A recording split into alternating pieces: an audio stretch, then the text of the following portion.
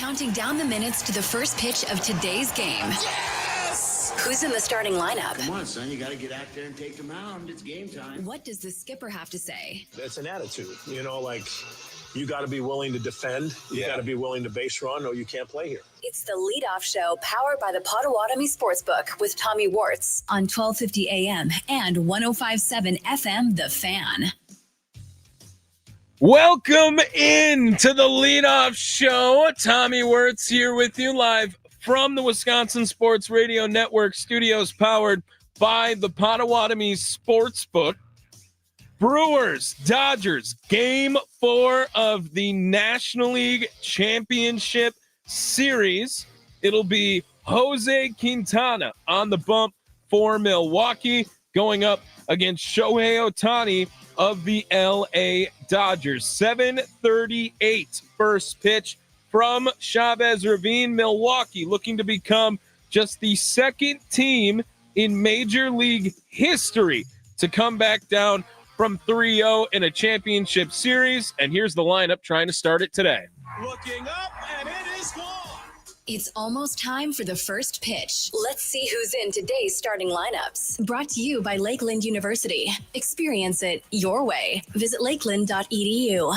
It's the leadoff show powered by the Potawatomi Sportsbook on 1250 AM and 105.7 FM, The Fan. Thanks again to Lakeland University for being a part of the leadoff show all season long. Experience it your way, lakeland.edu. First up, the Dodgers lineup today, leading off pitching. It is Shohei Ohtani. Mookie Betts will bat second, plays shortstop. William Contreras is catching, batting third. Freddie Freeman at first base will bat fifth. Tommy Edman, the second baseman, bats fifth. Teoscar Hernandez in right field will bat sixth. Max Muncy is at third base, batting seventh. Kike Hernandez in left field bats eighth. Andy Pajes in center field will bat ninth. Now for the Milwaukee Brewers, Bryce Terang to lead things off. He's at second base. Jackson Chourio in left field will bat second. Christian Yelich, the DH, will bat third. William Contreras is catching, batting fourth. Jake Bauers at first base will bat fifth.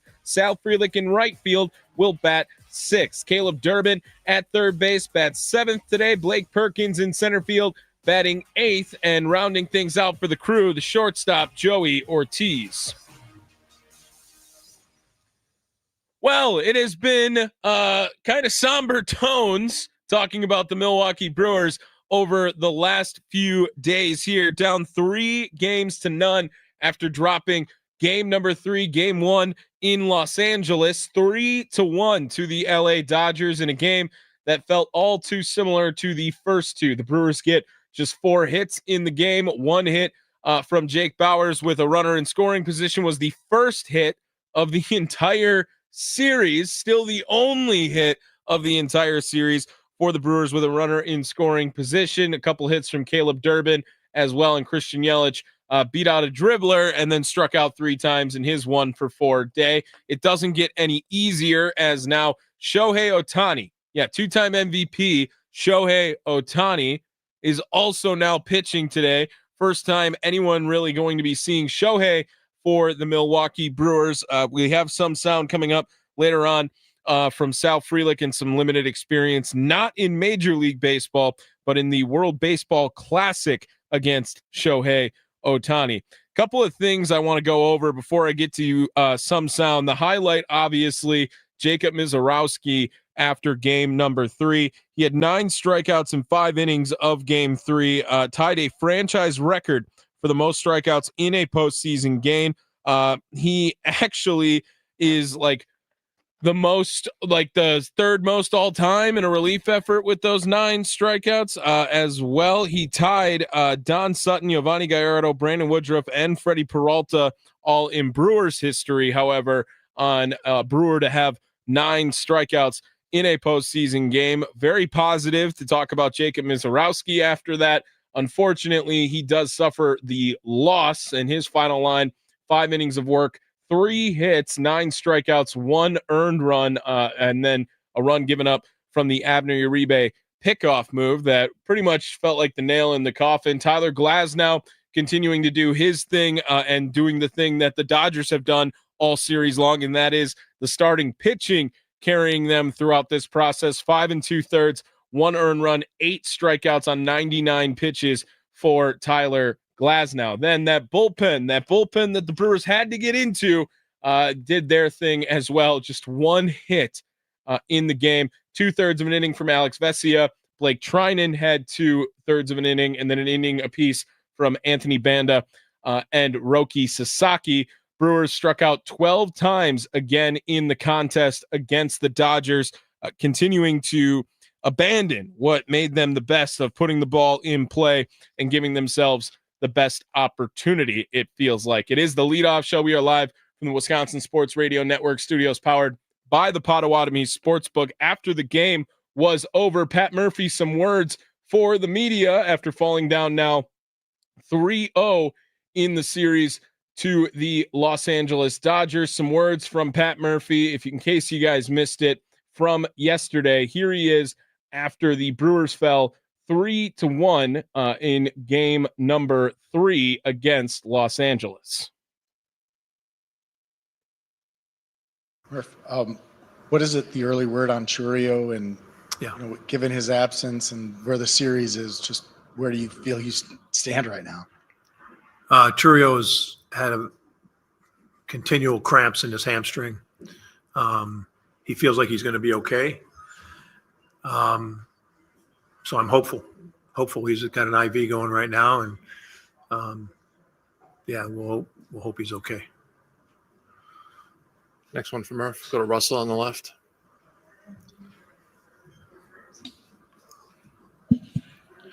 Murph, obviously, Jacob was rolling there going into the 6th inning. What did you like about that matchup with him against Edman as opposed to going to Abner? Yeah, I mean, he gave up a single up the middle. It wasn't like he got crushed. He threw the ball unbelievable.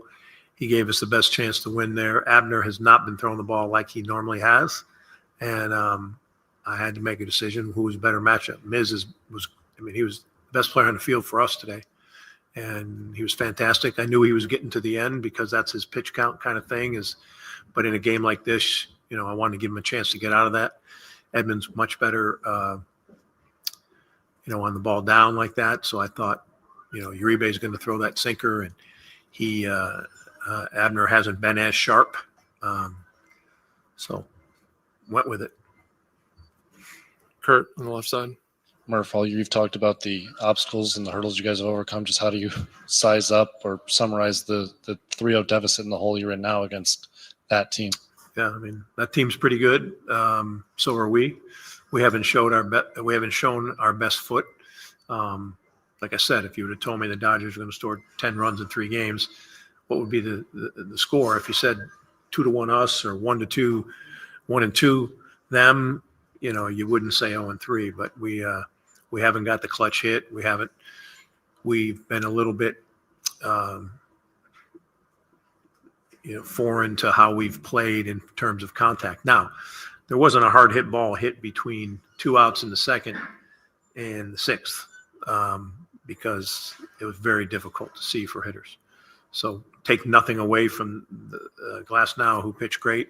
Take nothing away from Miz, who pitched great. But it was a really tough visual for both teams. Nobody can think of a hard hit ball hit during that time. So that's very unusual in a game. Very, very tough background at 3:00, which everybody can tell you. The Dodger players will tell you whatever. I mean, we're not making excuses, but neither team hit the ball. So you can kind of erase that, and it came down to a few plays. Muncy made a great play at 3rd to keep that ball from going through. Made a great throw on top of it. Abner throwing the ball away at 1st gave us another run. That's a run turnaround. And we had man on 2nd, nobody out at the end, and our hottest hitter up, and he couldn't get him over. So those types of things happen. Your offense isn't going to click. We did some good things, but didn't get the big hit. And again, had a bunch of strikeouts when it was very difficult to see. Barry, and then Adam. Hey, Murph, would you talk a little bit how you kept Ohtani off balance all series? I mean, interesting that last at bat, 2 out, nobody on, and you brought in a left-hander and struck him out. Yeah, I mean, Shohei's one of the best hitters in the game. So whatever streak he's going through, the ball he hit in the first inning was a good pitch. He just tapped it right in the right spot, and it's a triple, and it ends up being a run. And you take that. That's not Shohei hits the ball 100 plus most times when he barrels it. That was a little off, either off the end or whatever, flicked it over first base for a triple. He's not swinging the bat like he can. But he's so dangerous, and he's just going through a little period here where right when you think he's not swinging it, he'll get on it. We're not doing anything so awfully special, except we're pitching him very, very carefully. And anytime we can bring in a lefty, we do, because that's foreign to all those guys. They don't see lefties as much as righties. And Shohei's in a little spell here where he's not barreling balls like he has.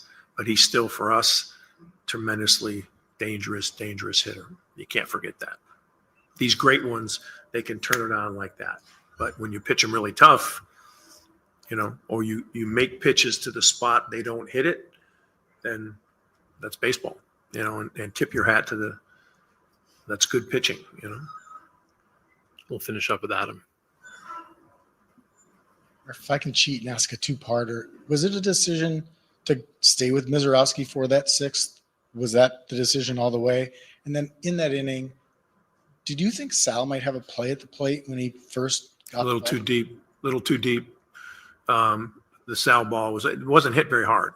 You know what I mean? Like, I don't know what the miles per hour was, but it certainly wasn't hit very hard. More off the end, and certainly no play at the plate from that far away. And that's one. What was the second part to it? About whether it was Miz all the way from the start of the sixth. No. I mean, the situation our pen and Miz is cruising. So let me ask you something. We take out Miz right there. What questions am I getting right now when we bring somebody in and they give up 2 runs? Yeah. So,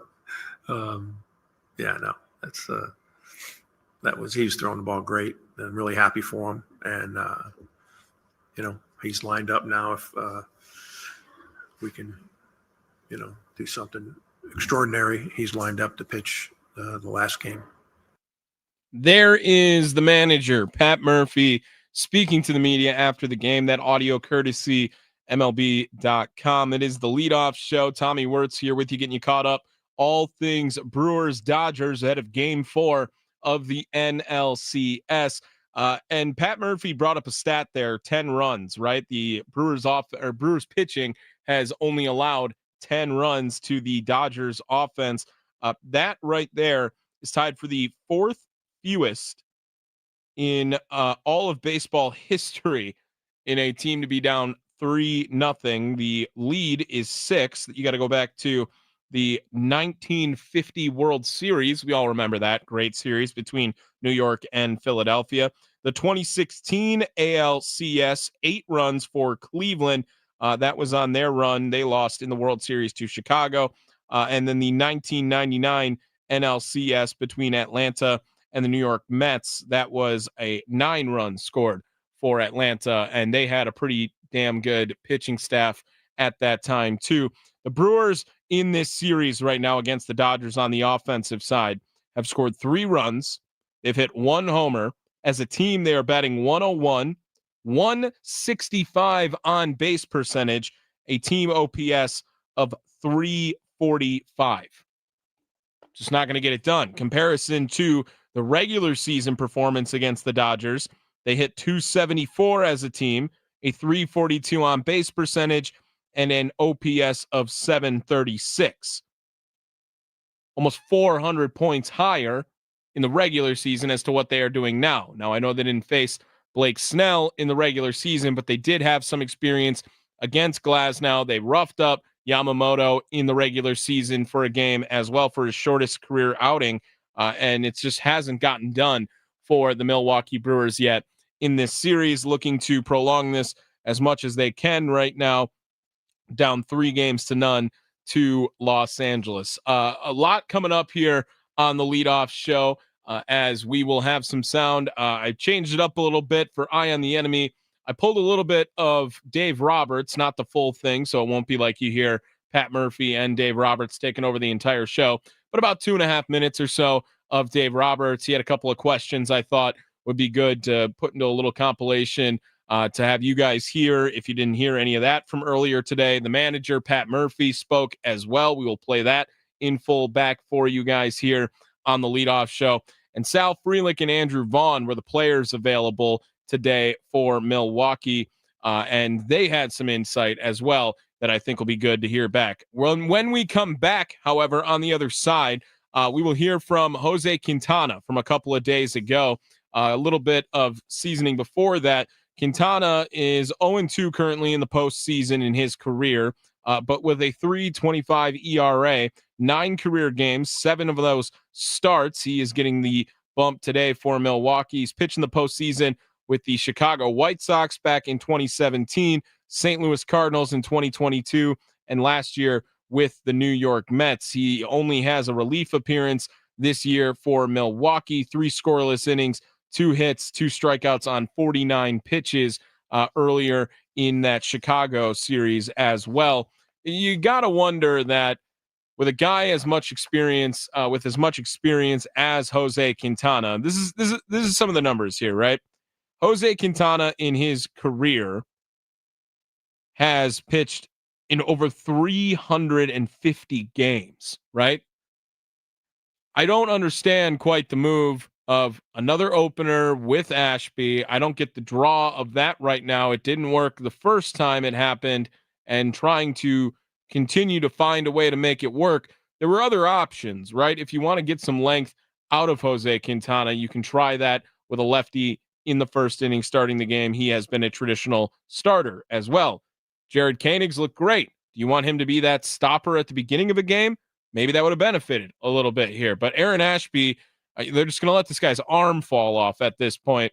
And the Brewers, with how great their starting rotation was and figuring out starting rotation throughout 2025, they've kind of abandoned that. And it's just been Freddie Peralta being the only guy who will come out, start a game for the Milwaukee Brewers. And instead of trying to ride with a guy from the beginning to the end, they just don't have a lot of faith in that first inning. And maybe that Chicago series, those first 4 games, scaring them off of that tactic a little bit too, knowing how valuable that first inning can be for a team.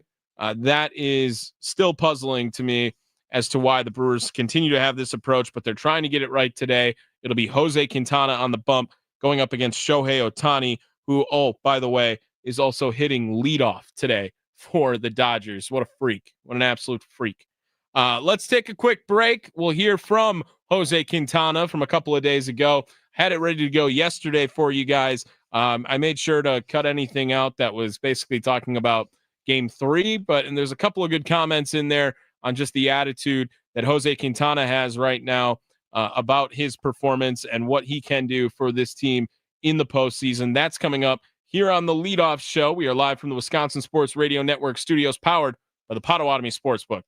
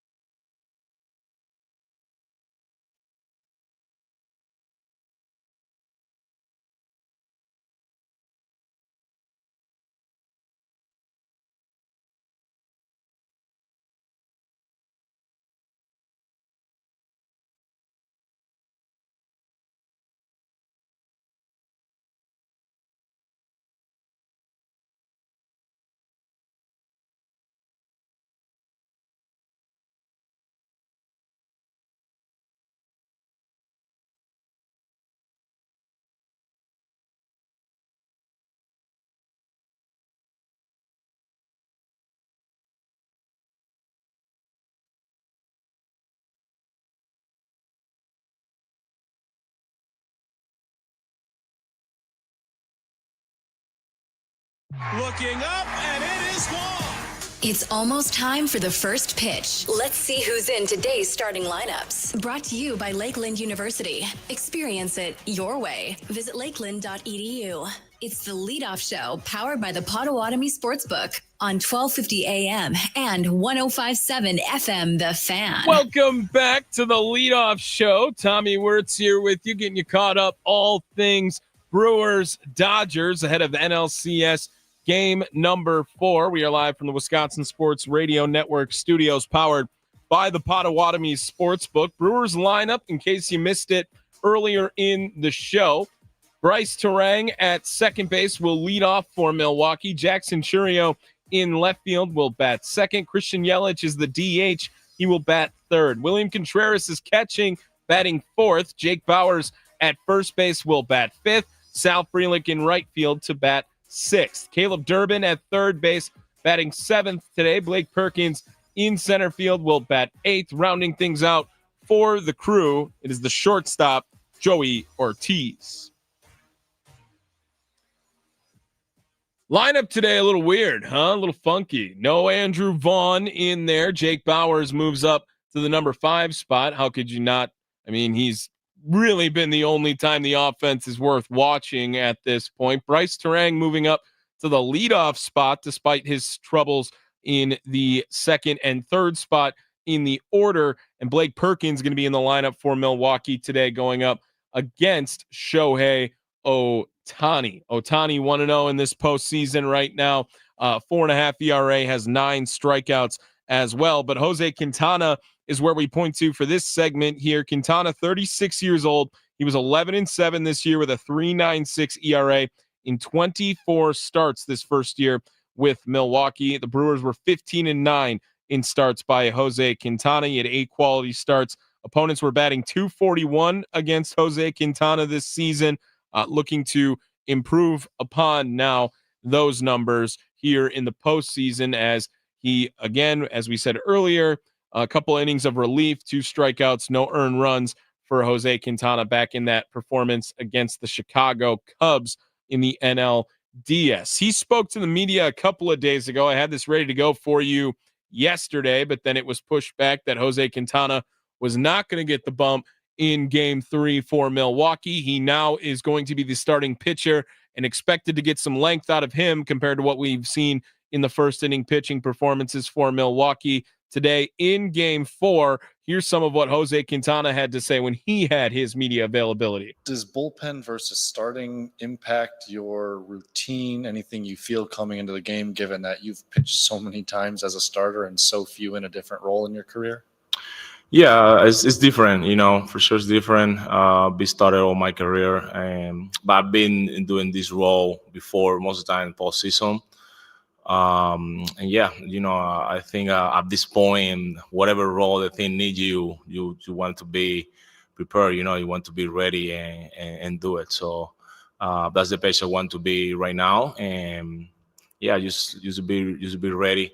But yeah, for sure, it's kind of different preparation. And just every time when I play catch, I know it's gonna be the day you can pitch. And just try to, to be ready before that. People are counting you out, and how do you guys respond to that? Well, we are focusing on us, we don't get the result we expect. Close game, and we close, so I think we pitch better than how we play our defense, but we stay positive for the game. And like I said, we need to show really good baseball and win a one baseball at the time, one ball game at the time. So that's that's the goal. Jose, when you were in this position last year, you had some starters, traditionally lined up. How different is this? Can you win this way? Is it a little different way to do it?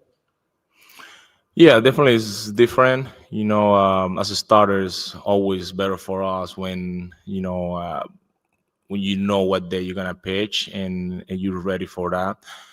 But every year is different. I think at the end when I get hurt, push me in, last pitch count. And at this point, for me, it's a privilege to be here, and help my team in the way or the role they need me at some points to be in the bullpen. It's great. So, to pitch well at some point in this race, you get the opportunity to start again. But it's a short series, and you need just to be prepared and ready for wherever. But for sure, 100% is completely different.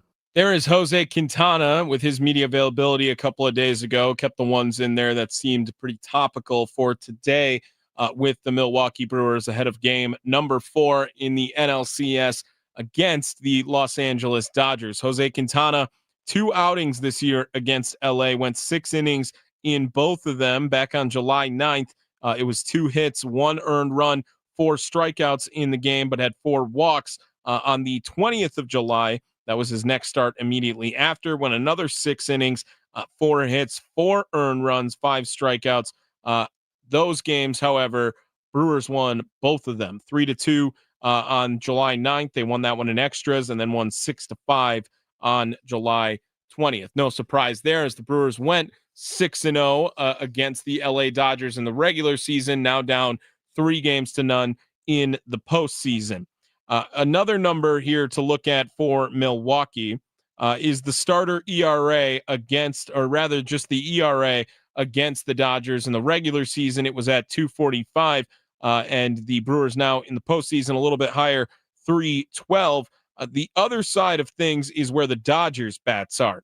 The Dodgers in the regular season against Milwaukee, they hit 179, 245 on base percentage, slugged 301. That's an OPS of 546. Now in this series so far in the NLCS, the Dodgers batting 242. That's good for about 60 points higher than it was in the regular season. The on-base percentage at 357, that over 100 points higher, and a slugging percentage of 432, which is 130 points higher, a 789 OPS as a team right now for LA.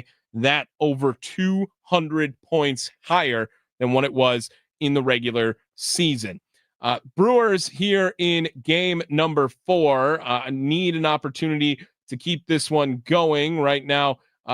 The thing I want to talk about, though, is this middle part of the order. Jackson Chourio, Christian Yelich, William Contreras, deciding to rock with them. Again, Chourio, we saw he was limp a little bit in his last bat, cramp, pulled something, whatever it was. Shout out to Blake Perkins for making a competitive at bat when inheriting an 0-2 count. But Chourio right now just 1 for 11 in the series against the Dodgers. That one being the leadoff home run he had hit earlier in this one. William Contreras currently 0 for 10 right now, and Christian Yelich as well, just 1 for 11, and his one hit going about 20 feet in front of him there that he was able to beat it out. But that's how the Brewers won ball games, right? That's not something that the Brewers were foreign to. They led Major League Baseball in infield hits this year, and it wasn't really close. This is how Milwaukee decided they were going to play early in the season, that they were going to have to manufacture, they were going to have to showcase their speed that they have on just about everyone else. The Brewers had 9 stolen bases in the 6 games in the regular season, just 3 right now in the postseason. Hard to get those, though, however, if you cannot find a way to get on base. The other interesting choice to move Bryce Terang up in the lineup, who currently is 1 for 12 against the Dodgers this year, when he had a fantastic regular season. His postseason has not been kind to him at all. Bryce Terang right now, 4 for 32 in the postseason. Yes, 4 for 32. That is good for 125 right now. The team leader in that category in batting average is Jake Bauers. He is 4 for 11. 4 for 11, batting 364. Jackson Chourio has 6 hits in this. William Contreras has 6 hits in the postseason, 7 hits for Caleb Durbin, 5 for Sal Frelick. After that, it gets pretty bare on the offensive side Christian Yelich really the guy you got to point to lead something here for Milwaukee. And he spoke earlier in the week saying he is healthy, everything is fine. The choice to bench Andrew Vaughn doesn't come as a surprise, as he is 4 for 24 in this postseason. And like I said, 0 for 10 against the LA Dodgers. And it won't get much easier with Shohei Ohtani on the mound. With that guy being your number 4, just does not seem fair. This season, Shohei Ohtani on the pitching side of things didn't have the same year because he was coming back from the Tommy John, as you remember. But he did do his part in 47 innings of work, 62 strikeouts, a 2.87 ERA. He has 6 innings in one start in 2025. That he got 9 strikeouts. His whip just at 0.67, however, right now for the Dodgers in the postseason. It's going to take an effort from this Milwaukee Brewers team right now. They have not shown a lot of the same thing. They've been a little unlucky, it feels like. They've hit some hard balls in this series, and it's unable to find any grass, any openings in the infield. The defense right now for the Dodgers looks fantastic on top of it, too. They've made every play, it feels like, whether it was Max Muncy, who threw out Jake Bauers at the plate. Mookie Betts had that phenomenal jump throw from shortstop. You'll hear it a little bit later on from Pat Murphy. He talked about how impressive it is what Mookie Betts is doing, moving from the outfield to shortstop at his age and the player that he is. He calls him the most valuable player on the team, and that is with a guy like Shohei Ohtani and another former MVP in Freddie Freeman on this Los Angeles Dodgers team. Pat Murphy not shy to give his praise towards Mookie Betts and what he has been able to do for this Los Angeles Dodgers team. Coming up, let's hear from Andrew Vaughn and Sal Frelick in their media availability. They spoke earlier today, and you be the judge on the morale and the vibe in the Milwaukee clubhouse, if you're buying some of what they're selling, or if it is just a whole bunch of nothing right now out of Milwaukee, sort of like the rest of this offense has been, which, let me remind you, is currently batting 101. Yes, 101 as a team in the National League Championship Series. It is the leadoff show. Tommy Wortz here with you live from the Wisconsin Sports Radio Network studios, powered by the Potawatomi Sportsbook.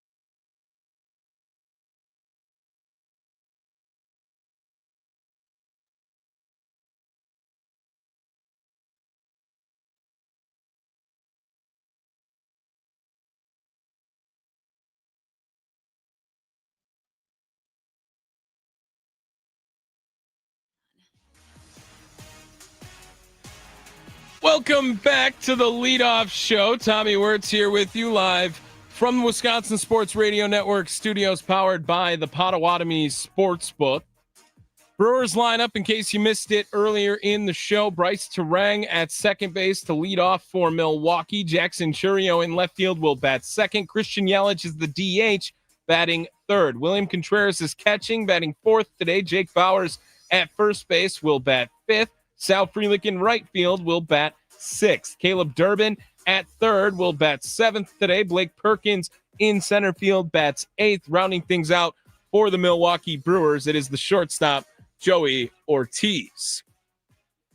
Told you guys I would get you some sound from earlier today. It is Sal Frelick and Andrew Vaughn speaking to the media. Vaughn not in the lineup today for Milwaukee. Sal Frelick, however, is, and both of these guys not having the best series at the plate against the Los Angeles Dodgers. I read it earlier, but this series so far, Andrew Vaughn 0 for 10 against the LA Dodgers, and Sal Frelick's numbers 1 for 10, a combined 1 for 20 between the two of those. 9 hits, by the way. 9 hits is the lowest in the first 3 games of a playoff series in MLB history, tied for the lowest with the 1906 White Sox. Yeah, go back to the dead ball era. We'll say this: they won the World Series that year.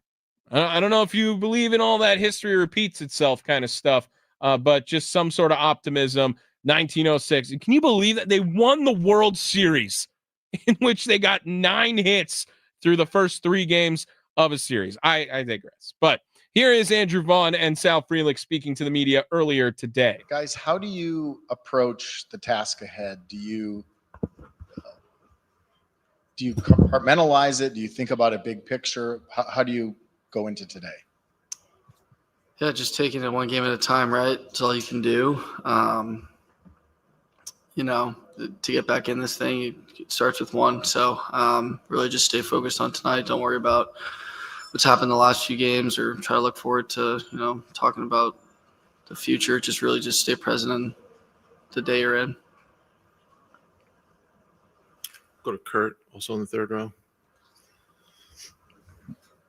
For either of you guys, when you look at the way the pitching has had to line up in this series, your guys are going to go up against the fourth, $100+ million ace, and that while you guys on the pitching side are having to kind of piece it together, does that feel like indicative of just kind of the way that the two teams have to operate differently? Yeah, it's obvious. Their starting pitching's been really good so far. Like Sal said, we just got to go out there, play tonight's game. Not worry about anything else.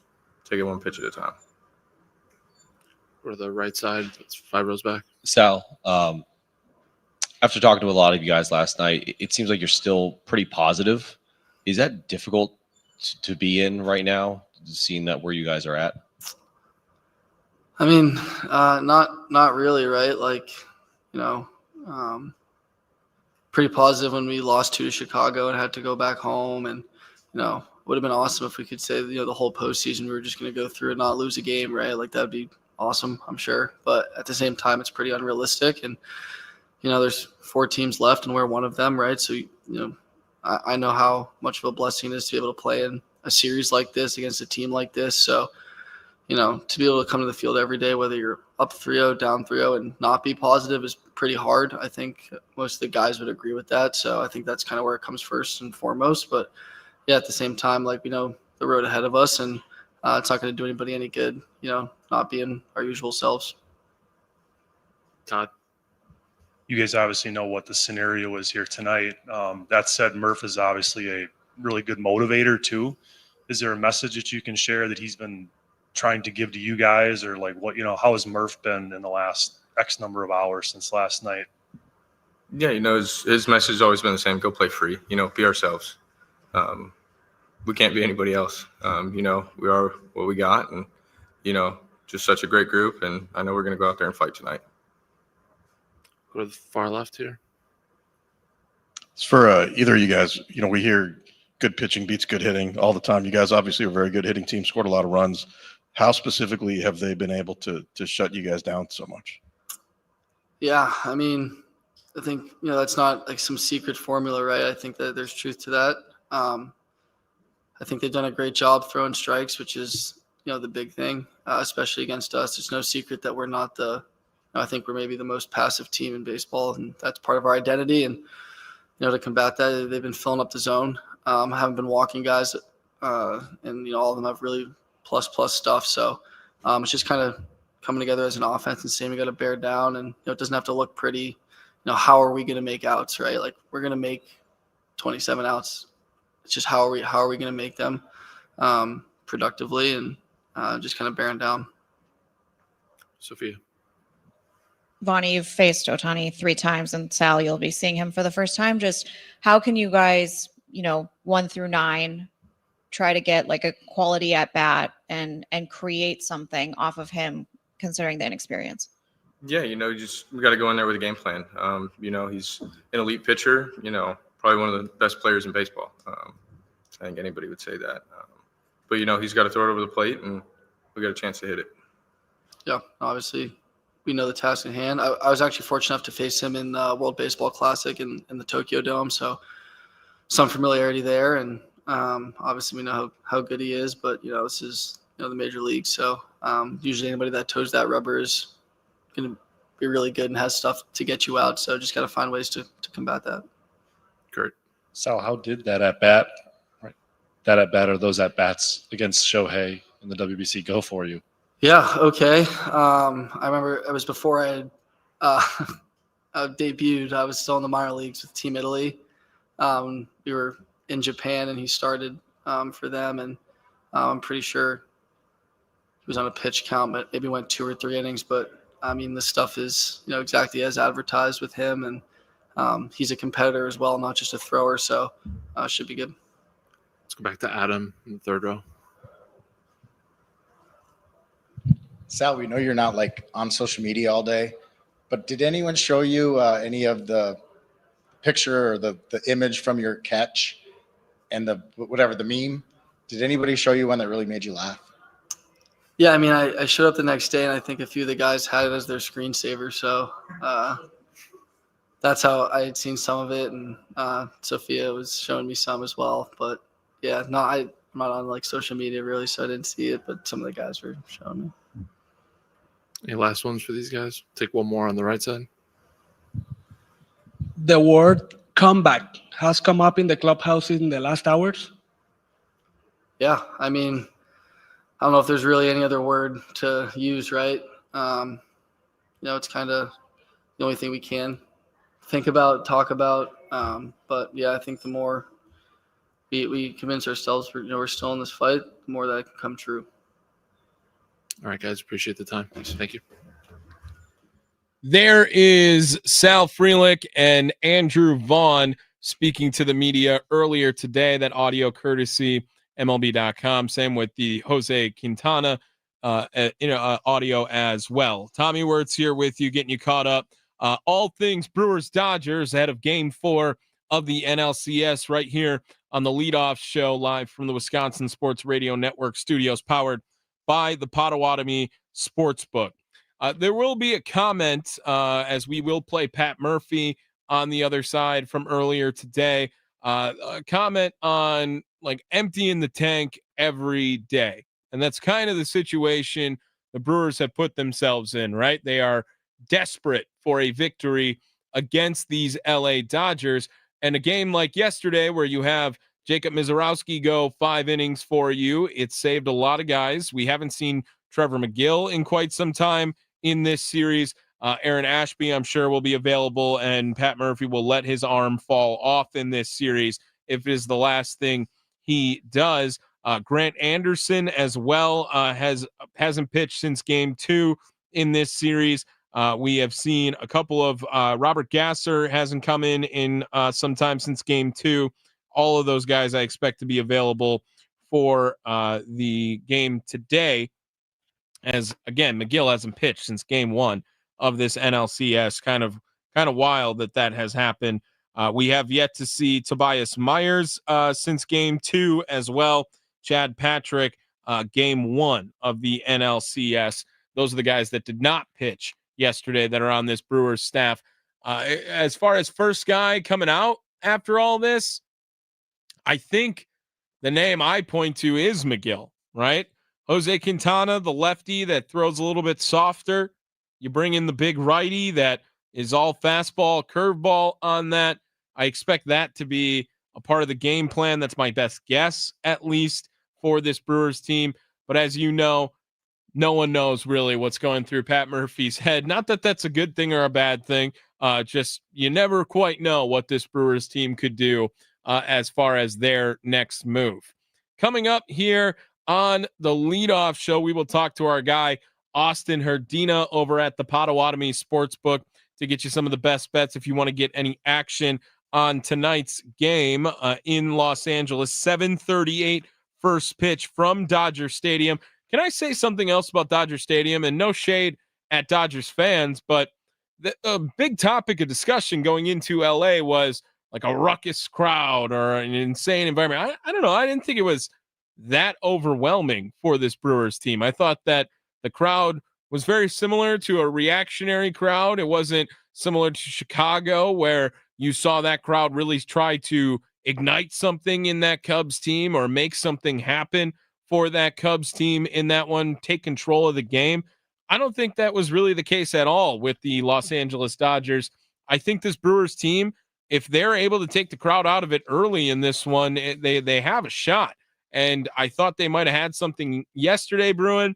Unfortunately, nothing after that Jake Bauers RBI single in the game. He gets rewarded, however, moving up from the number 8 spot to the number 5 spot today in the Brewers game 4 lineup. Jose Quintana going up against Shohei Ohtani. When we come back, we will talk to Austin Herdina. We'll get you some of the sound from Pat Murphy, from the other manager, Dave Roberts, as well, for our Eye on the Enemy feature presented by Iron Workers Local 8. Thanks to them for being a part of the leadoff show all season long. It is the leadoff show. We are live from the Wisconsin Sports Radio Network studios, powered by the Potawatomi Sportsbook.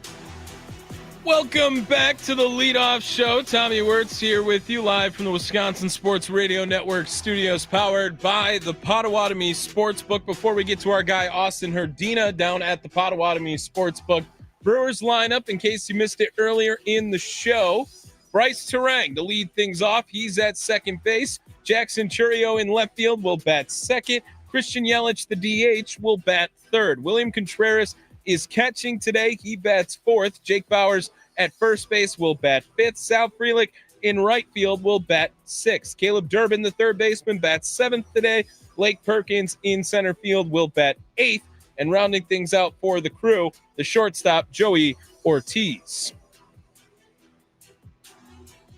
Joining us now on the Wisconsin Sports Radio Network guest hotline, powered by Gruber Law. You can find him over at the Potawatomi Sportsbook because he's the manager of the Potawatomi Sportsbook. Joining us each and every day on the leadoff show here, Austin Herdina from Potawatomi. How are we doing today, Austin?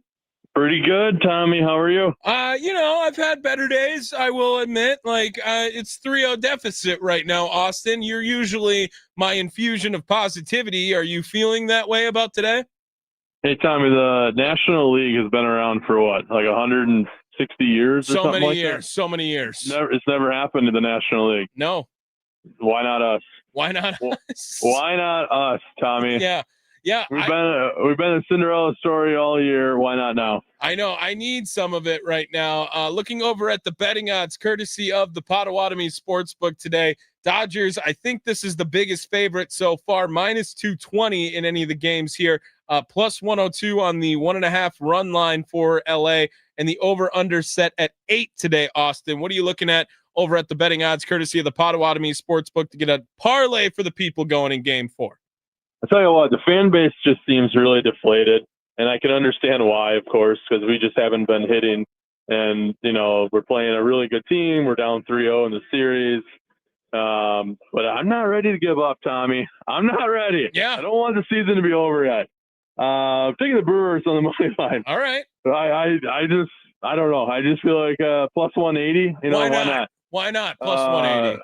Bryce Terang in the leadoff spot. I like him to get a hit. Okay. And then Ohtani under 6.5 strikeouts.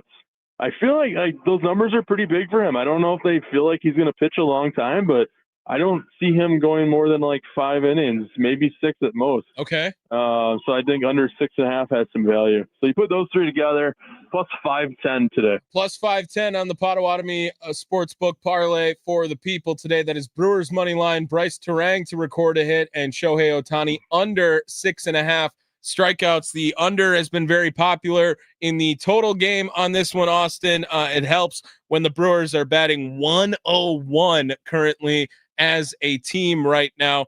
Why give more faith into this Brewers team, Mr. Herdina?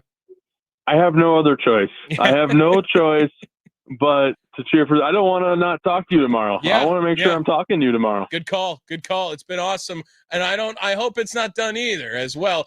We've done a fantastic job with the parlays for the people this year, and you do a great job promoting the Potawatomi Sportsbook with some upcoming events and activities that people should know about. What are some of those, Austin? I'll tell you what, right now I'm watching a great game, Louisville and Miami. Number 2 team in the nation, Miami's down 14-7, just turned it over again. We got Toronto and Seattle right now playing the NLCS Game 5. That's been a great series so far. Just anything going on, really. Just come on into the sportsbook because you can get your eyes on all these different games at the same time, right? You don't have to be at home flipping channels and figuring out what apps is covering what games or whatever.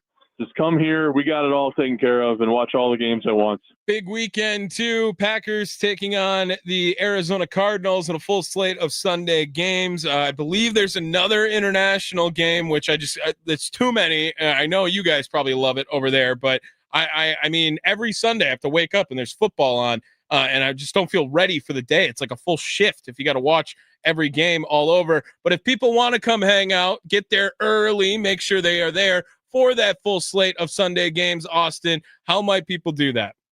Yeah, you want to come in early. We got even breakfast food on the menu. Oh, yeah.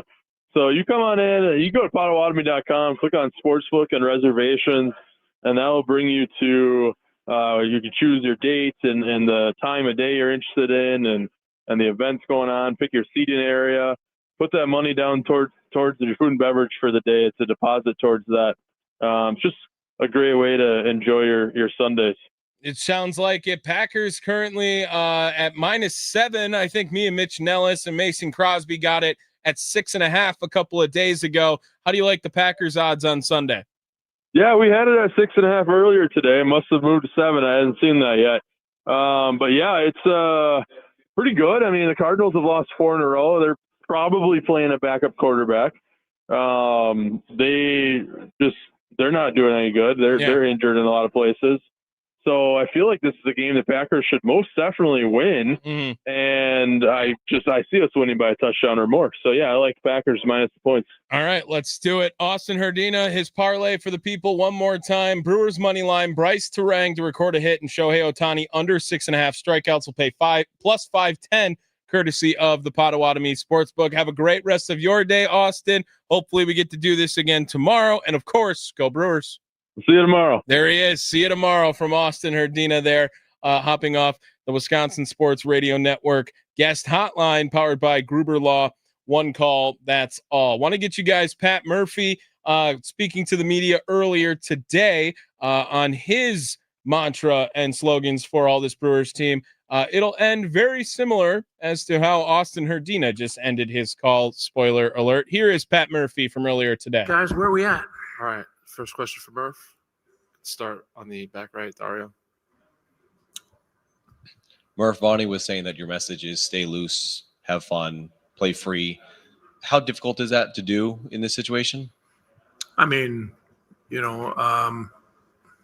it's imperative that you understand that if you tighten up or you're trying too hard, it's not going to help you, but don't mistake being loose for being flippant and not caring. Just being loose, understanding we know how we play.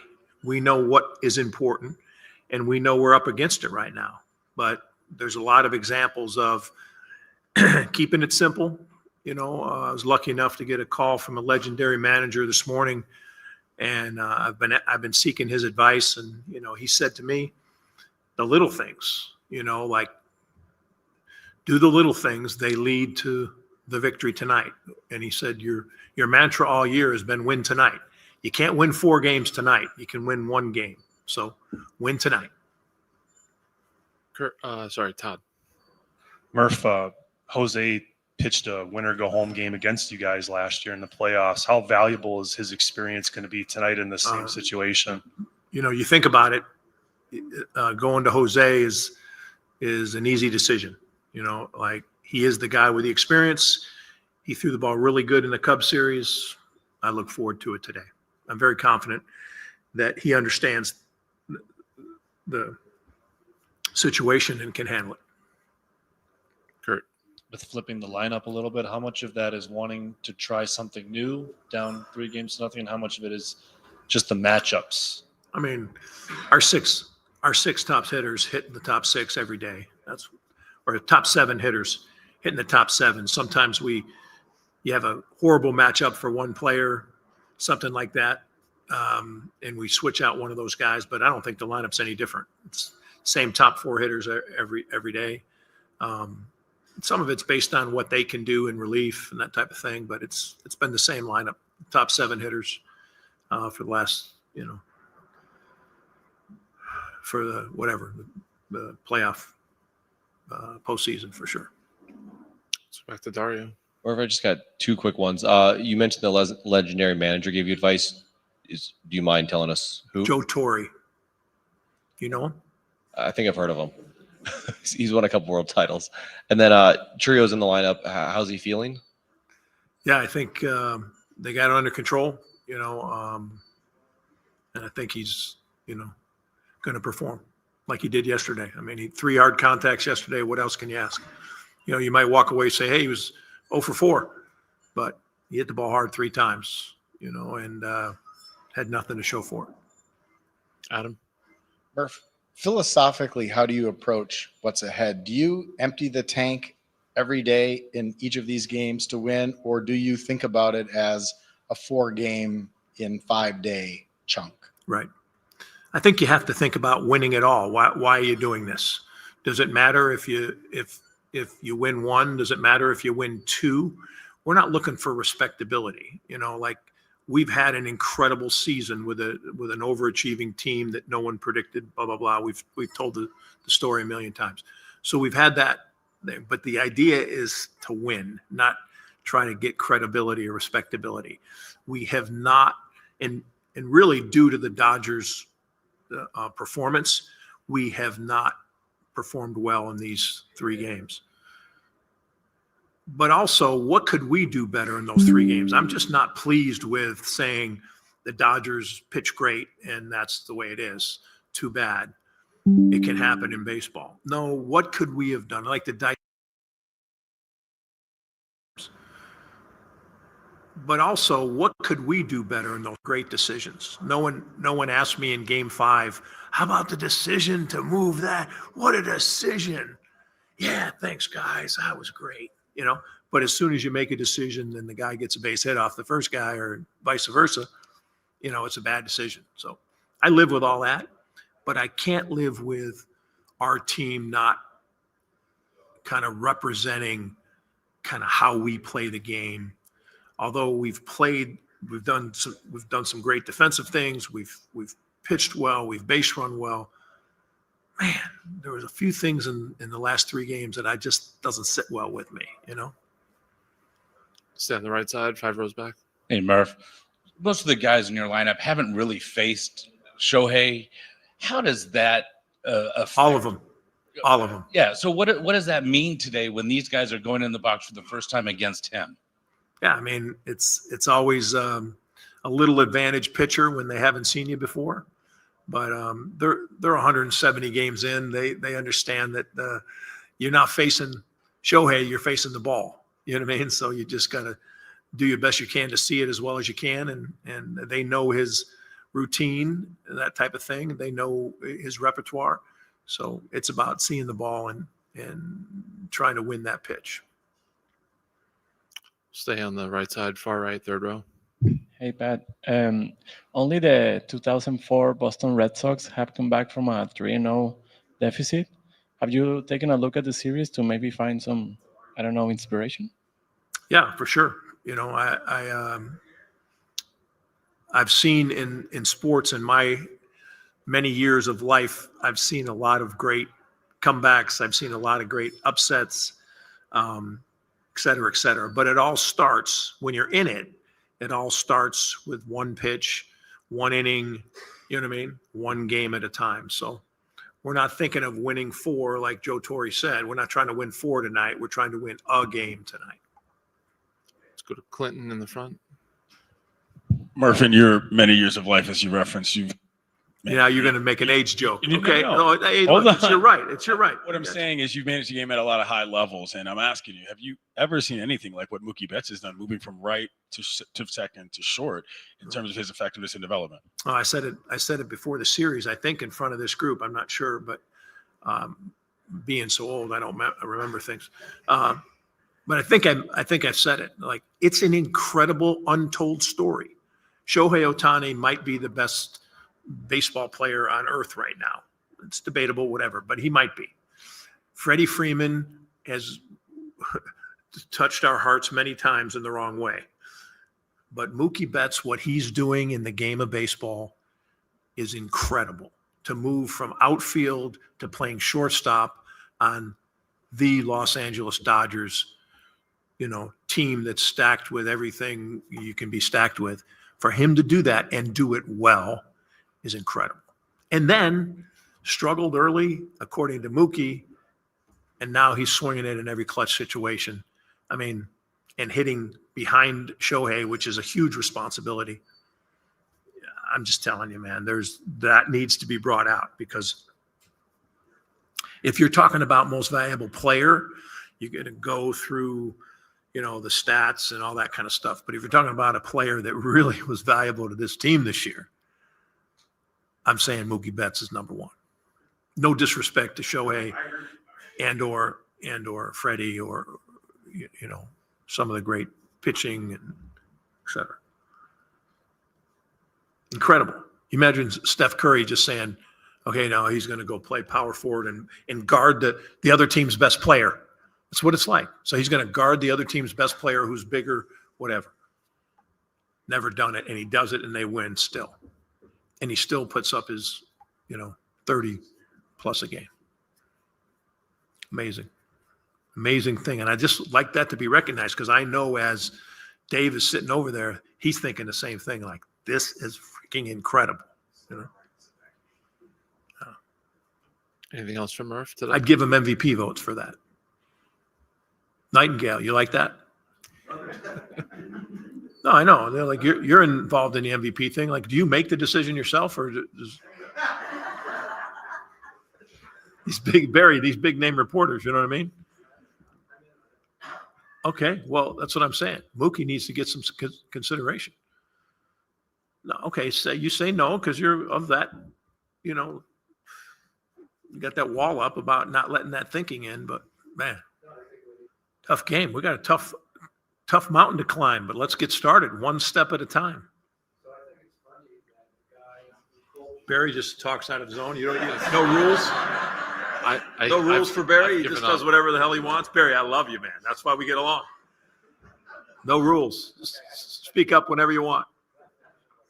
No, say what you're saying. I was doing that as a compliment. Go ahead. I was saying that I thought it was funny that the guy who called you today to give you advice about coming back in the 04 series was the guy who won. Yeah. It's called humility. That's called friendship. That's a beautiful thing.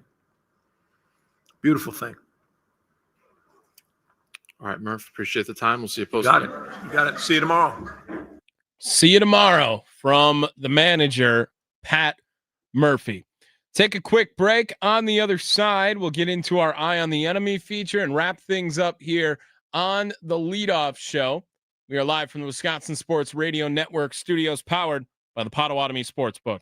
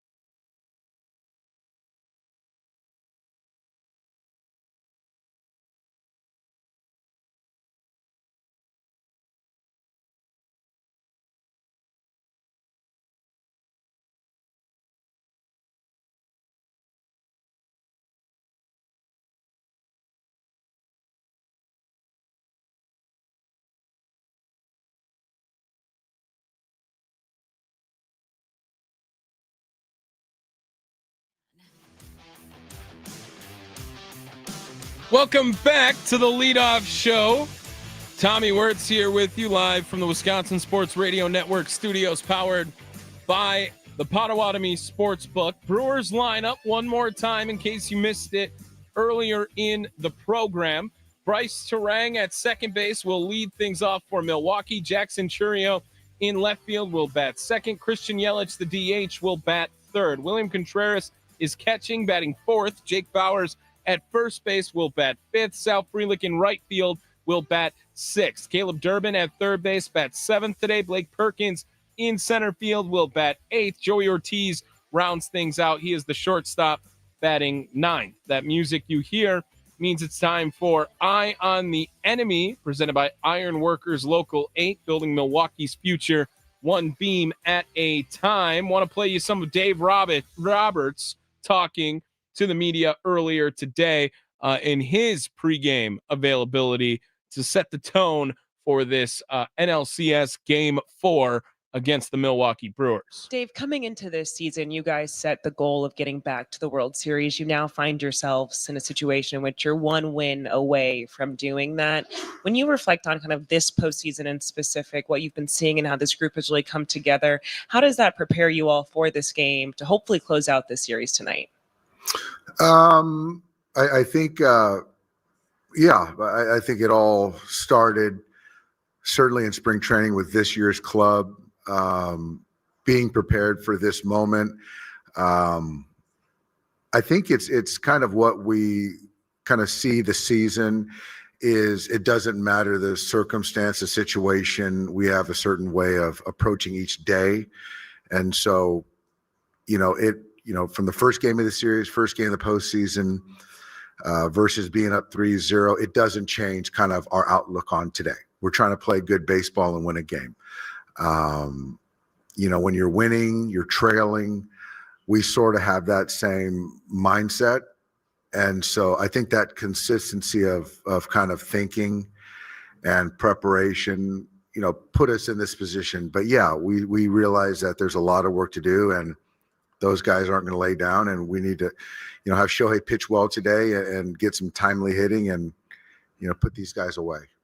When you go back to the pressure of repeating, what's more pressurized, actually winning last year or trying to repeat this year? Is it all the same? I would say winning last year. I think this is something that can't win the second one until you win the first one. But yeah, we're very focused on winning this year. And I do think that it's still a different ball club. We're trying to win this year, and in totality for the Dodgers, just back to back, we're trying to win this year. So our only concern is win this year. But yeah. Let's go to Bill on the aisle right now. Yeah, hey, Doc, what do you say to critics who say you were buying a championship? There's always critics. I think that we're in a big market. We're expected to win. Our fans expect us to win. I can't speak to what revenue we're bringing in, but our ownership puts it back into players, a big chunk of it, which I know that's the way it should be with all ownership groups. I would argue, I don't want to get too philosophical on ownership, but I do think that, trying to be a competitor, as Mark Walter and our ownership group is, that's what you want. I mean, I would think that that's what sports fans want from everyone, to get the best of their team. And I think we do as good a job as anyone. Well, if that doesn't get you in the mood to just go whoop up on some Dodger, what? I don't know what will, right? Seemed like a couple of shots, just already talking about what if they win another World Series. I know the odds are stacked against this Milwaukee Brewers team, but after I heard some of that, I was like, this jabroni, man. Like, come on, dude. Win the series. Win the series first. They're in a good spot. That's no denying that either. That was Dave Roberts, manager of the Los Angeles Dodgers, for another Eye on the Enemy feature presented by Ironworkers Local 8, building Milwaukee's future one beam at a time. Let's get into some keys to the game today, as we have just about another minute and change left. It's going to have to be to get to Ohtani early. You need to see some sort of life early from this Brewers offense as the late game situations haven't necessarily been kind to them either. You want to see that as early as possible out of Milwaukee. And you know what? I'm going to do it because it could be the last leadoff show of the year. Jake Bowers. Why not? Only guy who's been worth anything on the offensive side, it feels like, for this Milwaukee Brewers team in this series and in the postseason as a whole. One of the better players now for Milwaukee too. I'm gonna put some pressure on Jake because I can do that as the Jake Bowers guy. That's gonna do it for us here for the leadoff show. We will see if there will be another game. If there is another game, we will be live tomorrow. So make sure that if you want to hear more leadoff coverage, you got to root hard for the Brewers tonight. I'm very optimistic still. Not going to say any goodbyes, any sort of that. Brewers Dodgers, game 4, NLCS, trying to make it a series again. Got to win one before you can think about doing that. It is the leadoff show. We are live from the Wisconsin Sports Radio Network studios, powered by the Potawatomi Sportsbook. One more thing before you go, don't forget, send them home.